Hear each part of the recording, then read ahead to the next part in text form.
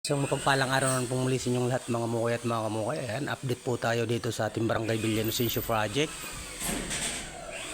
Ayan, bali dito po tayo lilipat mamaya.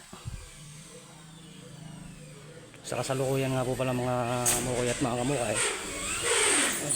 Dito sa paunang kwarto yung ating mga magigiting na mandirigma. Ayan.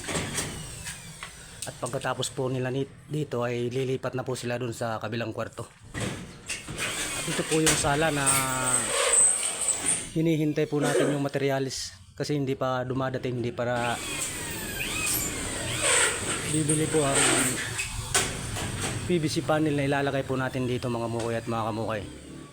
Sa ngayon po ay dideploy na muna po natin ang ating mga magigiting na mandirigma dito at pagkatapos po natin i-deploy sila rito at habilin na ng gawa ay pupunta naman po tayo dun sa ating kabilang project mga mukay at mga kamukay.